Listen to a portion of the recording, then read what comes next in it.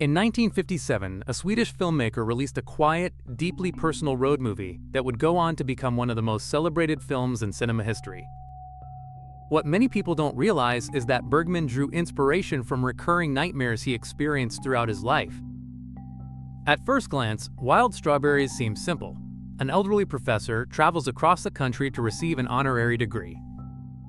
But beneath that straightforward premise lies a dreamlike exploration of memory, regret, aging, love, and mortality.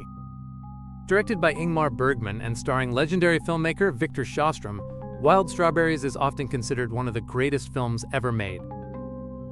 Yet behind its iconic scenes and emotional depth are stories and production secrets that many viewers have never heard. Here are 17 weird facts you probably didn't know about Ingmar Bergman's Wild Strawberries. Fact number 1. The entire film began with a nightmare. The opening dream sequence is one of the most famous scenes in cinema history. The empty streets, the faceless man, the clock without hands, the coffin that opens to reveal the dreamer himself. He often suffered from vivid dreams that blended reality and symbolism in unsettling ways. The opening sequence wasn't simply invented for dramatic effect. It emerged from genuine fears that haunted him for years. The result is a scene that feels strangely authentic because, in a way, it is. The dream came from a real place inside Bergman's mind. Fact number 2. Bergman wrote the script while emotionally exhausted. At the time, Bergman was dealing with intense personal struggles. He was overworked, emotionally drained, and facing multiple pressures in both his professional and private life. He later described writing Wild Strawberries as a deeply personal experience. Unlike some of his other films, which were carefully structured, this script seemed to pour out of him almost instinctively. In many ways, the film became a form of self-therapy. Bergman wasn't just telling the story of Professor Isaac Borg. He was exploring his own fears about aging, loneliness, and death. Fact number 3.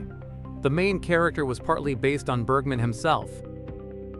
Although Professor Isaac Borg is an elderly man and Bergman was only in his 30s when he made the film, the character reflects many of the director's own anxieties.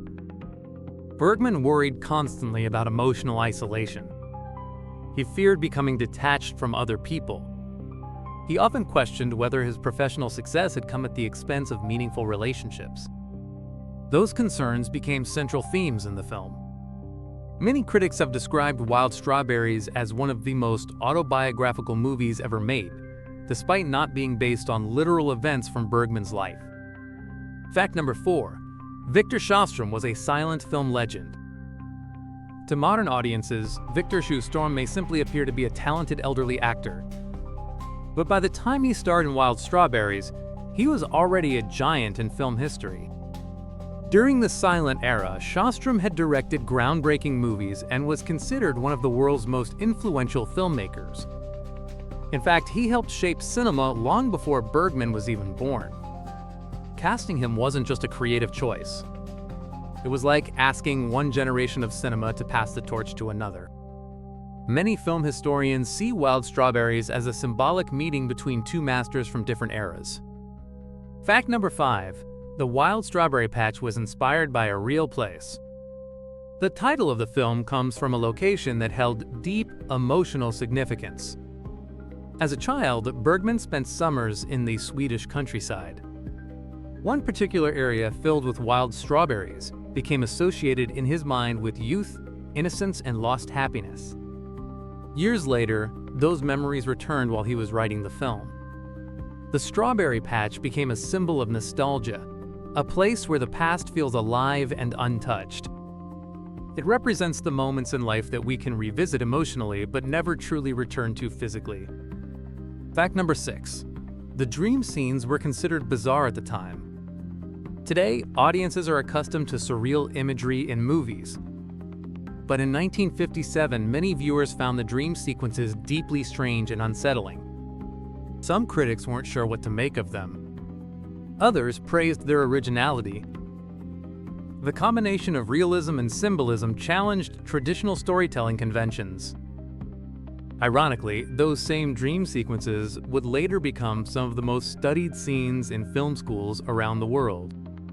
Fact number 7. Bergman wrote much of the story during a car trip. The central road trip structure wasn't accidental. While traveling through Sweden, Bergman began imagining an elderly man revisiting the emotional landmarks of his life during a journey. As he drove through towns, forests, and countryside roads, scenes began forming in his mind. The film's structure mirrors this experience. Every stop along the road becomes an opportunity to encounter a memory, a regret, or a forgotten piece of the self. Fact number 8. The famous clock imagery reflects Bergman's obsession with time. Clocks appear repeatedly throughout the film. Some have no hands. Others seem disconnected from ordinary reality. This wasn't merely visual symbolism. Bergman was fascinated by the passage of time and humanity's inability to stop it. The handless clock suggests a terrifying possibility. Time exists, but we cannot measure or control it. For Professor Borg, the journey becomes a confrontation with time itself.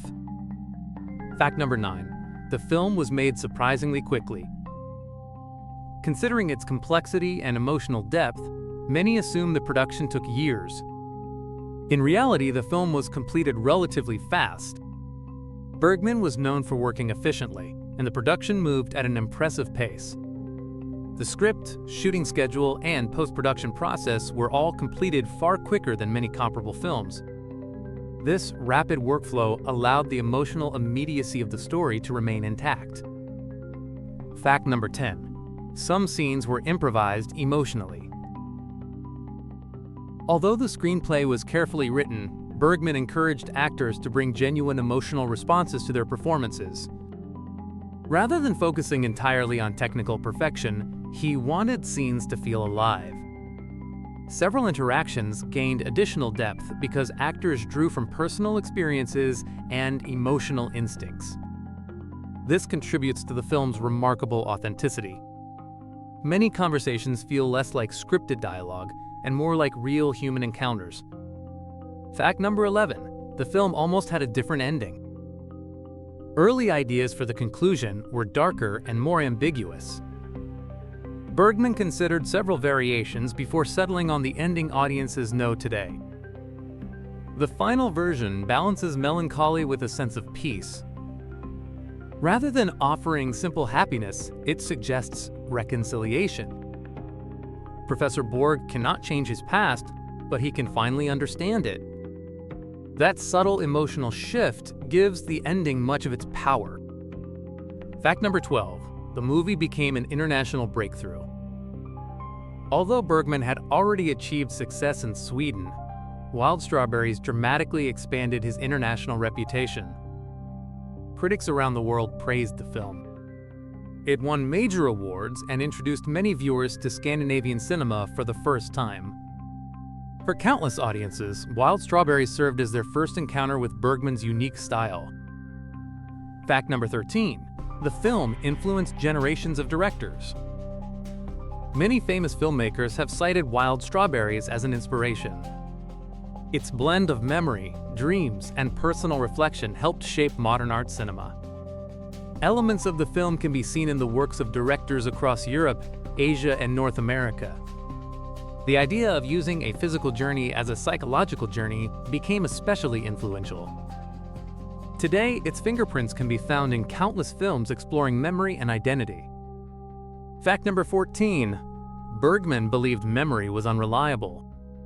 One of the film's central themes is the way we reconstruct the past. Bergman often spoke about how memories change over time.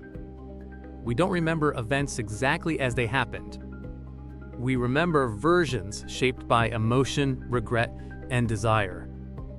This idea appears throughout Wild Strawberries. The past is not presented as objective reality. Instead, it feels fluid, subjective, and deeply personal. Fact number 15. The professor's name contains hidden symbolism.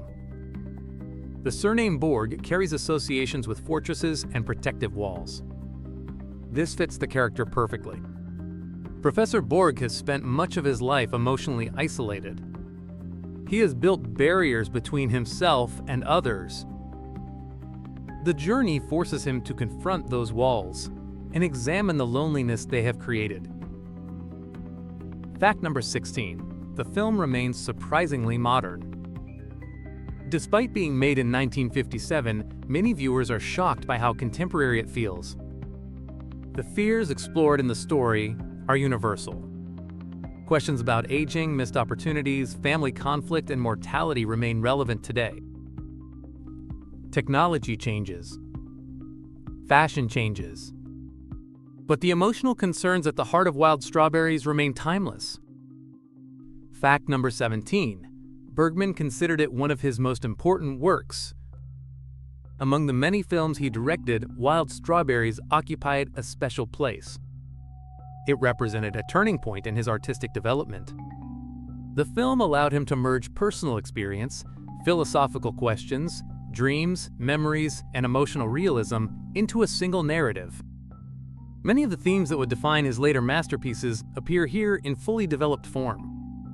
In some ways, Wild Strawberries serves as a roadmap to understanding Bergman's entire career. But perhaps the strangest thing about Wild Strawberries isn't any production secret or hidden symbolism. It's the way the film seems to change as viewers grow older. People often discover it in their 20s and see one story. They revisit it in middle age and see another. Then they return years later and find entirely new meanings waiting for them. Few films evolve alongside their audience in quite the same way.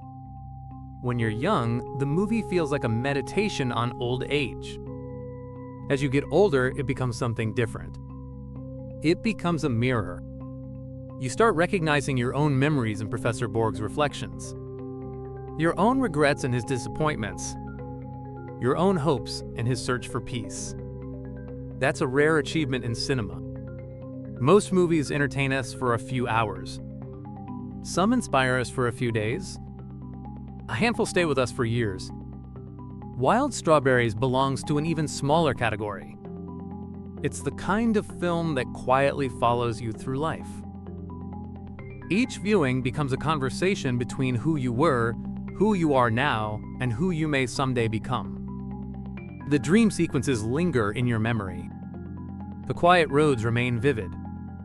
The faces from the past feel strangely familiar. And long after the final scene fades to black, the questions remain. Did we spend enough time with the people we loved?